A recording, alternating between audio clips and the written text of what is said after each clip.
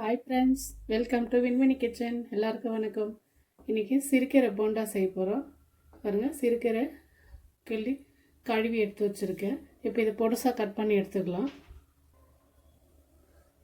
இது கடலை மாவு 1 கப்பு, இதில் 1 கப் எடுத்துருக்கேன். தூள் உப்பு, ஒரு சிட்டிகை பெருங்காயம் சேர்த்துக்கலாம்.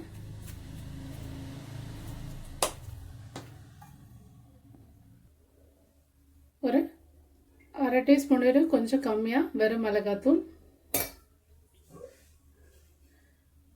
மீடியம் சைஸு 2 வெங்காயம் கட் பண்ணி வச்சுருக்கேன் பொடுசாக, அதுவும் சேர்த்துக்கலாம்.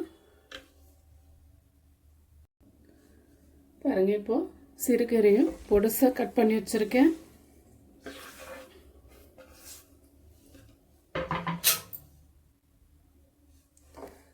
இப்போ இதை மிக்ஸ் பண்ணிக்கலாம்.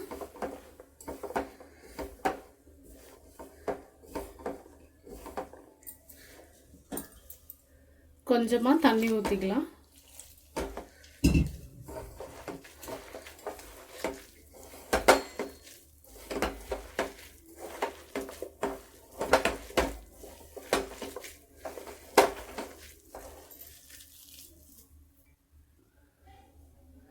நான் இன்னும் ஒரு அரை கப்பு மாவு சேர்க்குறேன்.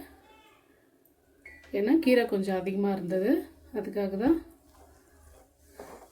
ரொம்ப கீரை வர இருந்ததுன்னா போண்டா சாப்பிட நல்லா இருக்காது, கொஞ்சம் மாவு இருக்கணும். பாருங்க, இப்போ இது கரெக்டாக இருக்கும்.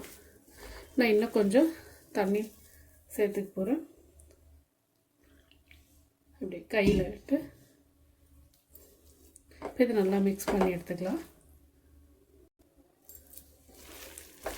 பாருங்கள், நல்லா மிக்ஸ் பண்ணியாச்சு.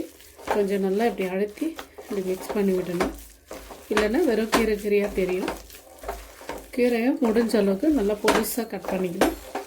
போதும், நமக்கு இப்போ போண்டா போடுற அளவுக்கு வந்திருக்குது. இப்போ எண்ணெய் வச்சுக்கலாம்.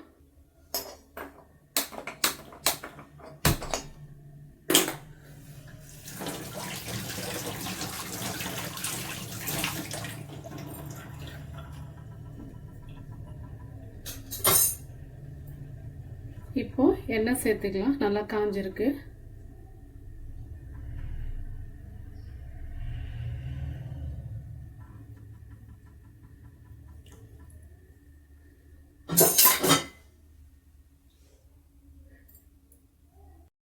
பாருங்க, எண்ணெய் காஞ்சிருக்கான்னு பார்க்கலாம். மாவு பாருங்கள், இந்த அளவுக்கு பசஞ்சிருக்கு. ரொம்ப தண்ணியாக இருக்கக்கூடாது, ரொம்ப திக்காகவும் இருக்கக்கூடாது. இவ்வளோ இந்த அளவுக்கு இருந்ததுன்னா போதும். இப்போ போண்டா போட்டுக்கலாம். எண்ணெய் காஞ்சிருக்கு, இன்னும் கொஞ்சம் காயணும்.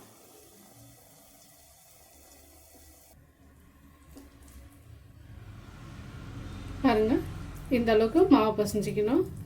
போண்டாவுக்கு இது கரெக்டாக இருக்கும். ரொம்ப திக்காக இருந்தாலும் நல்லா இருக்காது போண்டா சாப்பிட்றதுக்கு. இந்த மாதிரி இவ்வளோ இருந்தால் போதும். இப்படி பாருங்கள், இப்படி அழுத்தினா அப்படி போதும். லூஸ் கொடுக்குது நல்லா. இப்போ எண்ணெய் காஞ்சிருக்கு. இந்த மாதிரி சின்ன சின்னதாக சேர்த்துக்கலாம். ரொம்ப பெருசாக இருந்தால் நல்லா இருக்காது. ஏன்னா நம்ம ரொம்ப பெருசாக போடணுன்னா அதுக்கு இட்லி சோட்டா மாவு சேர்த்தா தான் நமக்கு நல்லா சாப்பிட்டா வரும், சாப்பிட்றதுக்கு கொஞ்சம் கிறிஸ்பியாக கிடைக்கும். நான் இட்லி சோட்டா மாவுலாம் எதுவும் போடல, அதனால தான் இந்த மாதிரி சின்ன சின்னதாக போட்டோம்னா நல்லா கிறிஸ்பியாக இருக்கும். அதாவது சோட்டா மாவு போடுறதுனால பெருசாக போடும்போது அந்த களி மாதிரி வந்துடும் கொஞ்சம், அதுக்கு தான்.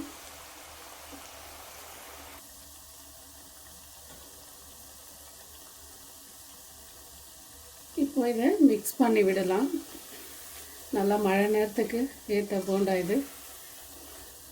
வீட்டில் சிறுக்கீரை கடலை மாவு இருந்ததுன்னா டக்குன்னு செஞ்சிடலாம். அதே மாதிரி குழந்தைங்கள்லாம் இப்போ கீரை சாப்பிட மாட்டாங்க, இந்த மாதிரி செஞ்சு கொடுக்கும்போது சாப்பிடுவாங்க. சூப்பராக இருக்குங்க இது. பாருங்கள், நம்ம இட்லி சோடா கூட போடல, இதுக்கே இவ்வளோ பெருசாக உப்பே வந்திருக்கு நல்லா. ஏன்னா கட்டியாக போட்டால் இந்த மாதிரி வராது, கொஞ்சம் மாவு இலக்கமாக இருக்கணும், அப்போ தான் இந்த மாதிரி வரும்.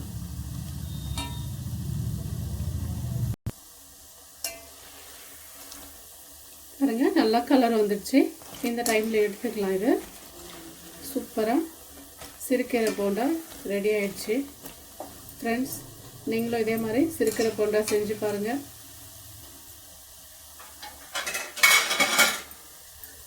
டேஸ்ட் நல்லாயிருக்கும். வீடியோ பிடிச்சிருந்தா லைக் பண்ணுங்கள், ஷேர் பண்ணுங்கள், சப்ஸ்கிரைப் பண்ணுங்கள் ஃப்ரெண்ட்ஸ். நான் வந்துட்டு இப்போ பாதி மாவு தான் போண்டா சுட்டுருக்கேன். இன்னும் பாதி மாவு செய்யல, எடுத்து வச்சுட்டேன். ஏன்னா மழை பெஞ்சிட்ருக்குது. இப்போது அப்புறம் வர வச்சு சூடாக செஞ்சுக்கலான்ட்டு பாருங்க. சூப்பரான போண்டா ரெடி.